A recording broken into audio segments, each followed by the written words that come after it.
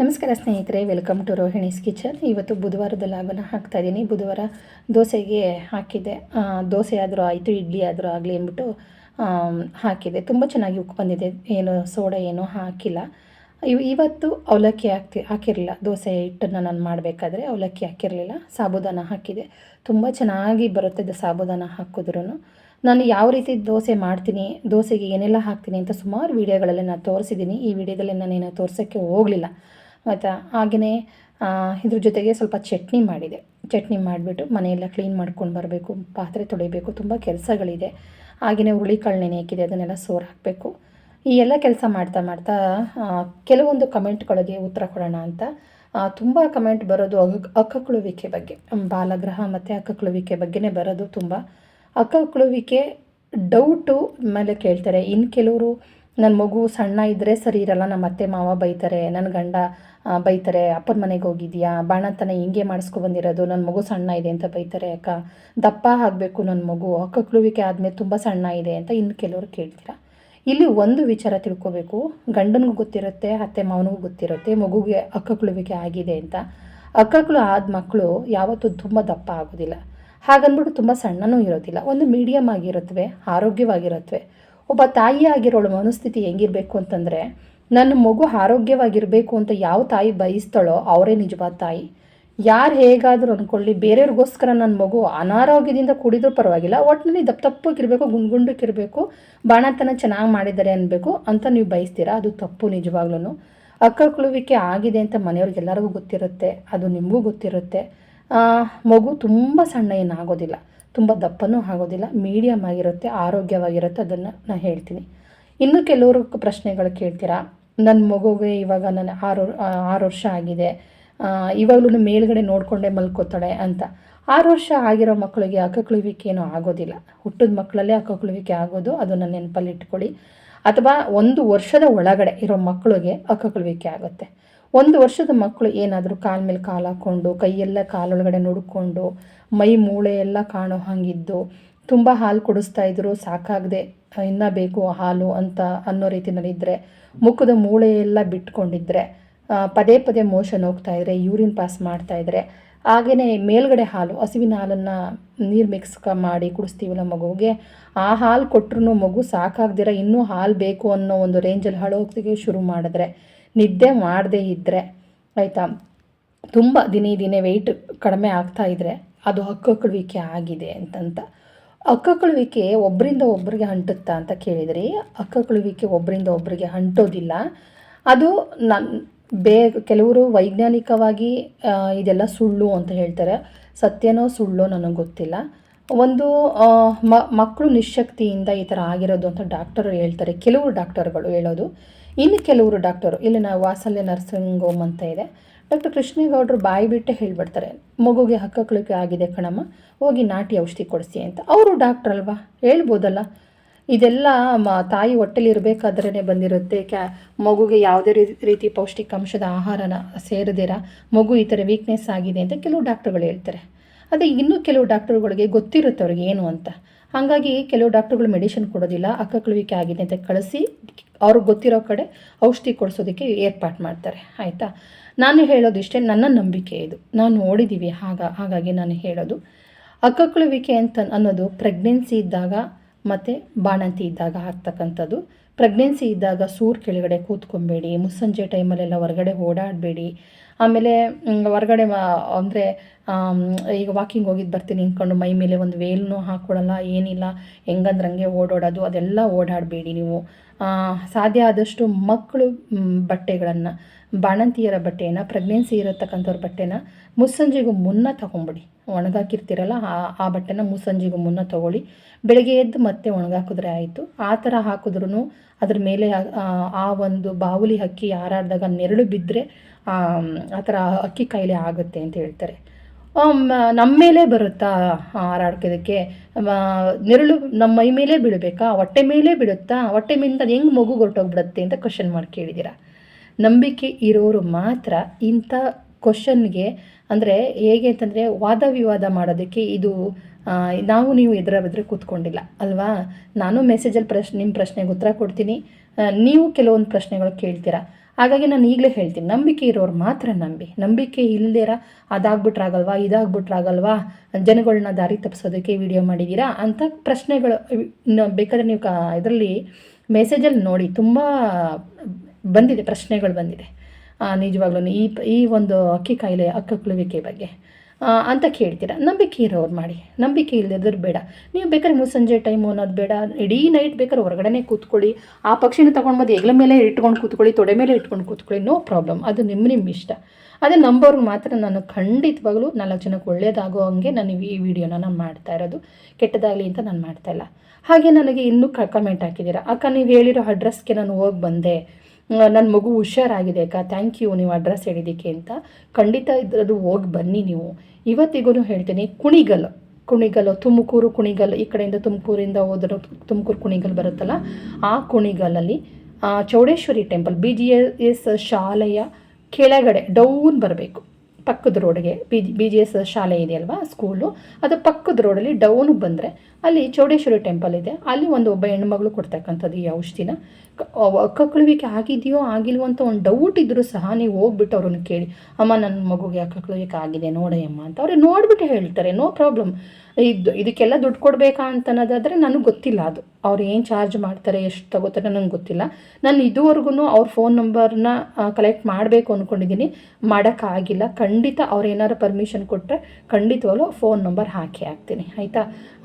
ಯಾರಿಗೆ ಅಕ್ಕಕ್ಕಳುವಿಕೆ ವಾಸಿ ಆಗಿದೆ ಅಂತ ಕಮೆಂಟ್ ಹಾಕಿದ್ದಾರೆ ಅವ್ರಿಗೆಲ್ಲ ಧನ್ಯವಾದಗಳನ್ನು ಹೇಳ್ತೀನಿ. ಯಾಕೆಂದರೆ ಅಕ್ಕಕ್ಕಳುವಿಕೆಗೆ ಔಷಧಿ ಕೊಡೋರು ತುಂಬ ಜನ ಕಡಿಮೆ ಇದ್ದಾರೆ, ಇವಾಗ ಇಲ್ಲವೇ ಇಲ್ಲ ಅಂತಲೇ ಹೇಳ್ಬೋದು. ಈಗ ನಮ್ಮ ಮೈಸೂರು ಕಡೆ ಆಗಿರ್ಬೋದು, ನಂಜನಗೂಡು ಕಡೆ ಆಗಿರ್ಬೋದು, ನನಗೆ ಗೊತ್ತಿರೋ ಹಂಗೆ ಇಲ್ಲವೇ ಇಲ್ಲ.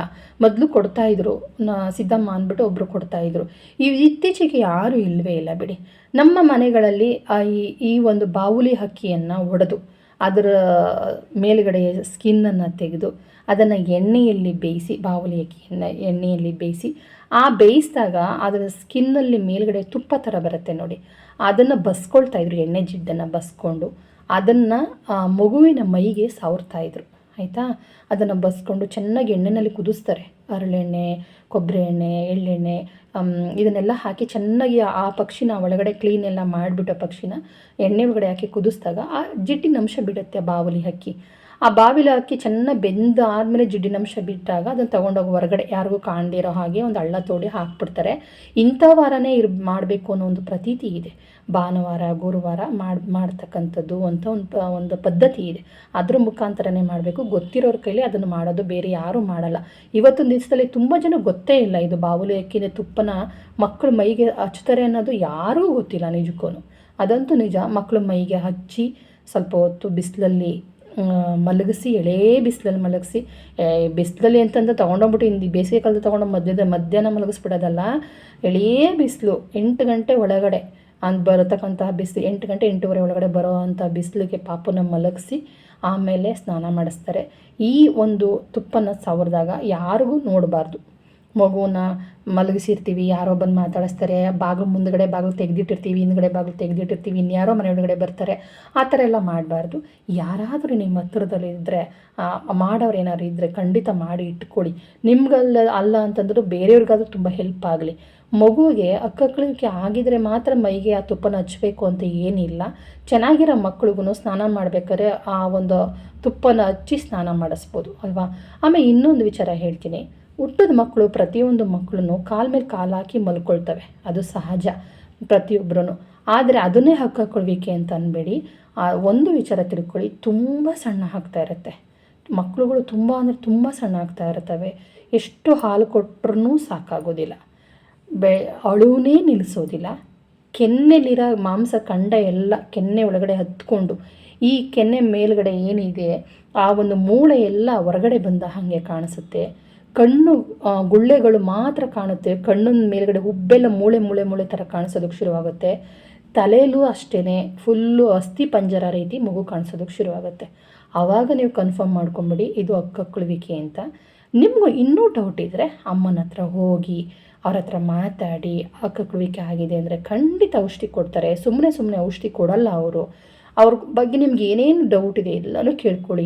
ಪ್ರತಿಯೊಂದನ್ನು ಕೇಳಿಕೊಂಡು ನೀವು ಊಟ ಯಾವ ರೀತಿ ಮಾಡಿಸ್ಬೇಕು, ಅಕಸ್ಮಾತ್ ನೀವು ತಾಯಿ ಆಗಿರೋರು ಎದೆ ಹಾಲು ಕುಡಿಸ್ತಾ ಇದ್ದರೆ ನಿಮ್ಮಿಂದ ಮಗುಗೆ ಹೋಗುತ್ತೆ. ನೀವು ಯಾವ ರೀತಿ ಪಥ್ಯ ಇರಬೇಕು ಅದನ್ನೆಲ್ಲ ಕೇಳ್ಕೊಳ್ಳಿ. ಸ್ನಾನ ಮಾಡಿಸೋದು ಹೇಗೆ, ಸ್ನಾನ ಮಾಡಿಸ್ಬೇಕಾದ್ರೆ ಏನೆಲ್ಲ ಉಪಯೋಗಿಸ್ಕೋಬೇಕು, ನೀಲಗಿರಿ ತೈಲ ಆಗಿರ್ಬೋದು, ಕೆಲವೊಂದು ಗಿಡಮೂಲಿಕೆಗಳಿದೆ ಅದನ್ನೆಲ್ಲ ಹಾಕಿ ಮಕ್ಕಳಿಗೆ ಸ್ನಾನ ಮಾಡಿಸ್ತಕ್ಕಂಥದ್ದು ಅದೆಲ್ಲ ಇದೆ, ಅವರೆಲ್ಲ ಹೇಳ್ಕೊಡ್ತಾರೆ. ಖಂಡಿತ ಬಾಯಿ ಬಿಟ್ಟು ಕೇಳಿ. ನಾವು ದುಡ್ಡು ಕೊಟ್ವಿ ಅವ್ರು ಔಷಧಿ ಕೊಟ್ಟರು ಅಂತ ಯಾರೂ ಬರಲಿಕ್ಕೆ ಹೋಗಬೇಡಿ. ನಿಮ್ಮ ಮನದಾಳದ ಒಂದು ನೋವಿನ ಅನುಮಾನದ ನೋವಿನ ಹೇಳ್ಕೊಳ್ಳಿ. ಅನುಮಾನದ ಒಂದು ಮಾತುಗಳಿರುತ್ತೆ, ನನಗೆ ಕಮೆಂಟ್ ಹಾಕೋ ಬದಲು ಅವ್ರ ಹತ್ರ ಹೋಗಿ ಮಾತಾಡಿ ವಿಚಾರಿಸ್ಕೊಳ್ಳಿ. ನಿಮ್ಗೆ ಏನೇನು ಡೌಟ್ ಇದೆ ಅದನ್ನೆಲ್ಲ ಕ್ಲಿಯರ್ ಮಾಡ್ಕೊಳ್ಳಿ. ಯಾರಿಗೋಸ್ಕರ ಈ ಜೀವನ? ಮಕ್ಕಳಿಗೋಸ್ಕರನೇ ಅಲ್ವಾ? ಮಕ್ಕಳೇ ಇಲ್ಲ ಅಂದರೆ ಇನ್ನು ಯಾರಿಗೋಸ್ಕರ? ಈ ಬದುಕೇ ಮಕ್ಕಳಿಗೋಸ್ಕರ. ನೀವು ಯಾರಿಗೋಸ್ಕರ ಸಂಪಾದನೆ ಮಾಡ್ತೀರಾ? ನನ್ನ ಮಗನಿಗೋಸ್ಕರ, ನನ್ನ ಮಗಳಿಗೋಸ್ಕರ ಕಣೋ ಅನ್ನಲ್ವ ನೀವು? ಆ ಮಕ್ಕಳಿಗೋಸ್ಕರ ಟೈಮ್ ಕೊಡೋದ್ರಲ್ಲಿ ಯಾವ ತಪ್ಪು ಇಲ್ಲ. ನಾನು ಈಗಲೂ ಹೇಳ್ತೀನಿ, ಯಾವ ತಪ್ಪು ಇಲ್ಲ. ನನ್ನ ಟೈಮ್ ಇಲ್ಲ, ನಮ್ಮ ಅತ್ತೆ ಕರ್ಕೊಂಡೋಗಲಿಲ್ಲ, ನನ್ನ ಗಂಡ ಕರ್ಕೊಂಡೋಗಲಿಲ್ಲ ಅಂತ ಇನ್ನೊಬ್ಬರು ಕೈಯನ್ನು ಕಾಯ್ಕೊಂಡು ಕೂತ್ಕೋಬೇಡಿ. ಕರೆಕ್ಟಾಗಿ ಅಡ್ರೆಸ್ ಹೇಳಿದ್ದೀನಿ. ಇದರ ಯಾವುದೇ ರೀತಿಯಾದ ಸುಳ್ಳು ತಟವಾಟ ಏನೂ ಇಲ್ಲ. ಕುಣಿಗಲ್ ಇಳಿದ ತಕ್ಷಣವೇ BGS ಶಾಲೆಯ ಪಕ್ಕದ ರೋಡಲ್ಲಿ ಚೌಡೇಶ್ವರಿ ಟೆಂಪಲ್ ಇದೆಯಪ್ಪ, ನನ್ನನ್ನು ಕರ್ಕೊಂಡೋಗಿ ಅಲ್ಲಿ ಟೆಂಪಲ್ ಹತ್ರ ಬಿಟ್ಬಿಡಿ ಅಂತ ಆಟೋದವ್ರಿಗೆ ಹೇಳಿ, ಕರ್ಕೊಂಡೋಗಿ ನಿಮ್ಮನ್ನಲ್ಲಿ ಬಿಡ್ತಾರೆ. ಆ ಟೆಂಪಲಲ್ಲೇ ಇದ್ದಾರೆ ಅಮ್ಮ, ಟೆಂಪಲಲ್ಲಿ ಇರೋರೇ ಔಷಧಿ ಕೊಡ್ತಕ್ಕಂಥದ್ದು. ಆಮೇಲೆ ನಿಮ್ಗೇನಾದರೂ ಅನುಮಾನ ಇತ್ತು, ಅಯ್ಯೋ ಈ ಔಷಧಿನ ಕುಡಿಸ್ಬಿಟ್ರೆ ನನ್ನ ಮಗುಗೇನಾದ್ರು ಹೆಚ್ಚು ಕಡಿಮೆ ಆಗಿಬಿಟ್ರೆ, ನನ್ನ ಮಗು ಸತ್ತೋಗ್ಬಿಟ್ರೆ, ನನ್ನ ಮಗು ಬೇರೆ ರೀತಿ ಆಗಿಬಿಟ್ರೆ ಅಂತ ಅನುಮಾನ ಪಡೋದಕ್ಕೆ ಹೋಗಬೇಡಿ. ತುಂಬ ಪ್ರಶ್ನೆಗಳು ಬರುತ್ತವೆ. ಅದನ್ನು ತುಂಬ ದಿನದಿಂದ ಮಾತಾಡಬೇಕು ಅಂದ್ಕೊಂಡಿದ್ದೆ, ಮಾತಾಡೋಕ್ಕೆ ಆಗಿರಲಿಲ್ಲ. ಹೆಚ್ಚು ಕಡಿಮೆ 1.5 ವರ್ಷ ಆಯಿತು ಈ ಟಾಪಿಕ್ ಬಗ್ಗೆ ಮಾತಾಡಿ. ಹಾಗಾಗಿ ನಾನು ಈಗ ಮಾತಾಡಲೇಬೇಕು ಈ ವಿಚಾರನ ಅಂದ್ಬಿಟ್ಟು ನಾನು ಮಾತಾಡ್ತಾ ಇದ್ದೀನಿ. ತುಂಬ ಅನುಮಾನಗಳಿದೆ. ಏನಾರು ಆಗಿಬಿಟ್ರೆ ಏನು ಮಾಡೋದು, ಔಷಧಿ ಕುಡಿಸಾದ್ಮೇಲೆ ಏನಾರು ಒಂದು 3 ವರ್ಷ 4 ವರ್ಷ ಬಿಟ್ಬಿಟ್ಟು ಏನಾರು ಆಗಿಬಿಟ್ರೆ ಏನು ಮಾಡಿಬಿಡೋದು ಅಂತೆಲ್ಲ ಯೋಚನೆ ಮಾಡ್ತೀರಲ್ವ? ಖಂಡಿತ ಯೋಚನೆ ಮಾಡಬೇಡಿ. ಔಷಧಿ ಕೊಡಿಸ್ದೇ ಹೋದರೆ ಯಾರ್ದು ತಪ್ಪಲ್ಲ, ನಿಮ್ಮದೇ ತಪ್ಪಾಗುತ್ತೆ, ಮಗು ಕಳ್ಕೊಳ್ತೀರ. ನೆಕ್ಸ್ಟ್ ಮಗುಗೆ ಬರಲ್ವಾ ಕಕ್ಕಳುವಿಕೆ ಅಂತಂದರೆ ಖಂಡಿತ ಬರುತ್ತೆ. ನೆಕ್ಸ್ಟ್ ಮಗುಗೂ ಬರುತ್ತೆ ಕಕ್ಕಳುವಿಕೆ, ಬರಲ್ಲ ಅಂತ ಏನಿಲ್ಲ. ಯಾಕೆಂದರೆ ಕೆಲವೊಂದು ಸಲ ತಾಯಿಯ ಗರ್ಭದಲ್ಲೇ ಮಗುಗೇನಾರು ಅಕ್ಕಳುವಿಕೆ ಆಗಿದರೆ ಮಾತ್ರ ಖಂಡಿತ ನೆಕ್ಸ್ಟ್ ಮುಂದೆ ಕೂಡ ಮಗುಗೂ ಬರುತ್ತೆ. ಏನಾದ್ರು ಮಗು ಹುಟ್ಟಿದ ಮೇಲೆ ಏನಾದ್ರು ಅಕ್ಕಳುವಿಕೆ ಆದರೆ ಖಂಡಿತ ಬರೋದಿಲ್ಲ. ಅಂಟು ಕಾಯಿಲೆ ಅಂತೂ ಖಂಡಿತ ಅಲ್ಲ. ಈಗ ಒಂದು ಮಗುಗಾಗಿದೆ, ಇನ್ನೊಂದು ಮಗುಗಾಗುತ್ತಾ? ಭಯ ಆಗುತ್ತೆ. ಆ ಮಗು ಹತ್ರ ಕರ್ಕೊಂಡು ಹೋಗೋದಕ್ಕೆ ಭಯ ಆಗುತ್ತೆ. ಆ ಬಾಣತಿ ಹತ್ರ ನಮ್ಮ ಮನೆಯವ್ರು ಹೋಗಿ ಮಾತಾಡಿಸ್ತಾ ಇದ್ದಾರೆ, ಆ ಮಗುಗಿರೋ ಕಾಯಿಲೆ ನನ್ನ ಮಗುಗೂ ಬಂದ್ಬಿಟ್ರೆ ಏನು ಮಾಡೋದು ಅಂತೆಲ್ಲ ಯೋಚನೆ ಮಾಡ್ತಿರಲ್ವ? ಆ ಥರ ಎಲ್ಲ ಯೋಚನೆ ಮಾಡೋದಕ್ಕೆ ಹೋಗ್ಬೇಡಿ. ಅದೇನು ಅಂಟು ಕಾಯಿಲೆ ಏನು ಅಲ್ಲ. ಡಾಕ್ಟರು ನಂಬಿಕೆ ಇರೋರು ಖಂಡಿತ ಹೋಗಿ, ಡಾಕ್ಟ್ರ್ ಮೇಲೆ ನಂಬಿಕೆ ಇರೋರು ಖಂಡಿತನೂ ಡಾಕ್ಟರ್ ಮೆಡಿಷನ್ ಕೊಡಿಸ್ಬೋದು. ಯಾರಿಗೆಲ್ಲ ಅಕ್ಕಳುವಿಕೆ ಆದಮೇಲೆ ಡಾಕ್ಟರ್ ಮೆಡಿಷನ್ ಕೊಡಿಸಿ ಅಕ್ಕಳುವಿಕೆ ವಾಸಿಯಾಗಿದೆ ಅಂತ ಖಂಡಿತ ನನಗೆ ಕಮೆಂಟ್ ಮಾಡಿ. ಯಾಕೆ ನನಗೆ ಗೊತ್ತಿರೋ ಮಟ್ಟಿಗೆ ಯಾರೂ ಇಲ್ಲ ಅಂದ್ಕೊಳ್ತೀನಿ ನಾನು. ಈ ಥರ ಅಕ್ಕಳು ಆಗೋದು ಅಷ್ಟು ಕಷ್ಟ ಇದೆ. ಮಕ್ಕಳುಗಳು ಬದುಕಿಸ್ಕೊಳ್ಳೋದೇ ಇಲ್ಲ. ಮೂಗಿಂದ, ಕಿವಿಯಿಂದ, ಬಾಯಿಂದ, ಸುಸು ಮಾಡೋ ಜಾಗದಿಂದ, ಕಕ್ಕ ಮಾಡೋ ಜಾಗದಿಂದ, ಈ ಜಾಗದಿಂದೆಲ್ಲ ಬ್ಲಡ್ ಬರೋಕ್ಕೆ ಶುರು ಆಗಿಬಿಡುತ್ತೆ. ಬ್ಲಡ್ ಬಂದ ತಕ್ಷಣ ಮಗು ಫಿನಿಶ್, ಅಲ್ಲ ಬದುಕೋದೇ ಇಲ್ಲ, ತಕ್ಷಣವೇ ಪ್ರಾಣ ಹೋಗುತ್ತೆ. ಆಯಿತಾ? ಅದನ್ನು ನಮ್ಮ ಕಡೆ ಏನು ಹೇಳ್ತಾರೆ ಅಂದರೆ, ನತ್ತು ಬಾಯಿ ಓಪನ್ ಆಯಿತು ಮಗುಗೆ, ನತ್ತು ಬಾಯಿ ಓಪನ್ ಆದಾಗ ಮಗು ಪ್ರಾಣ ಹೋಗುತ್ತೆ ಅಂತ ನಮ್ಮ ಹಳ್ಳಿ ಭಾಷೆಯಲ್ಲಿ ಹೇಳ್ತಾರೆ. ಅಂದರೆ ಅರ್ಥ, ಮೂಗಿಂದ, ಕಿವಿಯಿಂದ, ಬಾಯಿಯಿಂದ ಹಾಲು ಕುಡಿಯೋ ಮಕ್ಕಳಿಗೆ ರಕ್ತ ಬಂದರೆ ಹಾಗೆ ಅದೇ ಥರನೇ ತಾನೇ ಹೇಳೋದು. ಹಾಗಾಗಿ ನಮ್ಮ ಹಳ್ಳಿ ಕಡೆ ಹಂಗೇನೆ, ಮಗುಗೆ ನತ್ತು ಬಾಯಿ ಓಪನ್ ಆಯಿತು ಕಣವ, ಇನ್ನು ಬದುಕಲ್ಲ ಮಗ ಅಂತಾರೆ. ಪಾಪು ಗುಚ್ಚೆ ಮಾಡೋ ಜಾಗದಲ್ಲೆಲ್ಲ ಬ್ಲಡ್ ಬರ್ತಾ ಇರುತ್ತೆ, ಕಕ್ಕ ಮಾಡೋ ಜಾಗದಲ್ಲಿ ಬರ್ತಾ ಇರುತ್ತೆ, ಮೂಗಿಂದ ಬರ್ತಾ ಇರುತ್ತೆ, ಬಾಯಿಯಿಂದ ಬರ್ತಾ ಇರುತ್ತೆ. ಆಯಿತಾ? ಆ ಥರ ತುಂಬ ಜಾಸ್ತಿ ಮೀರಿಬಿಟ್ರೆ ಅದು ಯಾರೂ ಬದುಕಿಸ್ಕೊಳ್ಳೋಕ್ಕಾಗೋದಿಲ್ಲ. ಒಂದು ಸ್ವಲ್ಪ ನಿಮ್ಗೆ ಅನುಮಾನ ಬರ್ತಾ, ಸ್ವಲ್ಪ ಡೌಟ್ ಇದೆಯಾ, ನನ್ನ ಮಗು ಯಾಕೆ ಇಷ್ಟೊಂದು ಸಣ್ಣ ಆಗ್ತಾಯಿದೆ ದಿನೇ ಎಷ್ಟು ಕೊಟ್ಟರು ಹಾಲು ಸಾಲಲ್ಲ ಅಂತ ಅಳುತ್ತಲ್ಲ, ನಾನು ಇನ್ನೂ ಎಷ್ಟು ಹಾಲು ಕೊಡಲಿ, ಮೇಲ್ಗಡೆ ಹಾಲು ಹಾಕ್ತಾಯಿದ್ದೀನಿ, ನನ್ನ ಹಾಲು ಕುಡಿಸ್ತಿದ್ದೀನಿ, ಸಾಲಲ್ಲ ಅಂತ ಇದೆಯಲ್ಲ. ಯಾವಾಗಲೂ ಮೇಲ್ಗಡೆನೇ ನೋಡ್ತಾ ಇರ್ತಾನೆ, ಆಕಾಶನೇ ನೋಡ್ತಾ ಇರ್ತಾನೆ, ಯಾವಾಗಲೂ ಅಳ್ತಾ ಇರ್ತಾನಲ್ಲ. ಅಯ್ಯೋ ಏನಾಗಿರ್ಬೋದಪ್ಪ, ಡಾಕ್ಟರ್ ಹತ್ರ ತೋರಿಸ್ದೆ, ಎಲ್ಲ ಮಾಡಿದೆ, ಎಲ್ಲ ಔಷಧಿ ಕಷಾಯ ಎಲ್ಲ ಮಾಡಾಯಿತು, ಏನೂ ಆಗಿಲ್ವಲ್ಲ, ಆ ದೇವ್ರ ಹತ್ರ ಹೋಗಿ ಬಂದೆ, ಈ ದೇವ್ರ ಹತ್ರ ಹೋಗಿ ಬಂದೆ, ನಾನು ಏನೂ ಕಮ್ಮಿ ಆಗಿಲ್ವಲ್ಲ ಅಂತೆಲ್ಲ ಯೋಚನೆ ಮಾಡ್ತಾ ಕೂತ್ಕೋಬೇಡಿ. ಕಣ್ಣು ಮುಚ್ಕೊಂಡು ನಾನು ಹೇಳಿರೋ ಅಡ್ರೆಸ್ಗೆ ಹೋಗಿ, ಖಂಡಿತ ನಿಮ್ಗೆ ವಾಸಿ ಆಗುತ್ತೆ. ಇದನ್ನು ಬಿಟ್ಟು ನಾನು ಬೇರೆ ಅಡ್ರೆಸ್ ಖಂಡಿತ ಗೊತ್ತಿಲ್ಲ. ನಿಮ್ಗೆ ಏನಾದರೂ ಗೊತ್ತಿದ್ದರೆ ಖಂಡಿತ ನನಗೆ ಕಮೆಂಟ್ ಹಾಕಿ. ನಾನು ನೆಕ್ಸ್ಟ್ ವೀಡಿಯೋದಲ್ಲಿ ನೀವು ಹೇಳಿರ್ತಕ್ಕಂಥ ಅಡ್ರೆಸ್ಗೆ ನಾನೇ ಡೈರೆಕ್ಟಾಗಿ ಹೋಗಿ ಮಾತಾಡಿ ಅವ್ರ ಹತ್ರ ಅಡ್ರೆಸ್ಸನ್ನು ಕರೆಕ್ಟಾಗಿ ಲೊಕೇಶನ್ ಸಮೇತ ನಿಮಗೆ ನಾನು ವೀಡಿಯೋದಲ್ಲಿ ಹಾಕ್ಲಿಕ್ಕೆ ನಾನು ಪ್ರಯತ್ನ ಪಡ್ತೀನಿ. ನಿಮ್ಗೆ ಯಾರಾದರೂ ನಿಮ್ಮ ಸುತ್ತಮುತ್ತ ಗ್ರಾಮದಲ್ಲಿ ಮೈಸೂರು, ನಂಜನಗೂಡು, ಮಂಡ್ಯ, ಮದ್ದೂರು, ಗುಂಡ್ಲುಪೇಟೆ, ಚಾಮರಾಜನಗರ, ಚಿಕ್ಕಮಗಳೂರು, ಶಿವಮೊಗ್ಗ, ಹರಿಹರ, ಹುಬ್ಳಿ, ಧಾರವಾಡ ಯಾವ ಕಡೆನೇ ಇರಲಿ, ಅಕ್ಕಳುವಿಕೆಗೆ ಎಲ್ಲ ಔಷಧಿ ಕೊಡ್ತಾರೋ ಅವರು ದಯವಿಟ್ಟು ನನಗೆ ಒಂದು ಕಮೆಂಟ್ ಹಾಕಿ, ಇದು ಮೇಡಮ್ ಇಂಥ ಕಡೆ ಕೊಡ್ತಾರೆ, ನಾನು ಹೋಗಿ ತೋರಿಸ್ಕೊಂಬಂದಿದ್ದೀನಿ, ವಾಸಿ ಆಗಿದೆ ಅಂತ ಒಂದು ಕಮೆಂಟ್ ಹಾಕಿ. ಖಂಡಿತ ಅವ್ರನ್ನ ನಾನು ಹೋಗಿ ಮೀಟ್ ಮಾಡೇ ಮಾಡ್ತೀನಿ.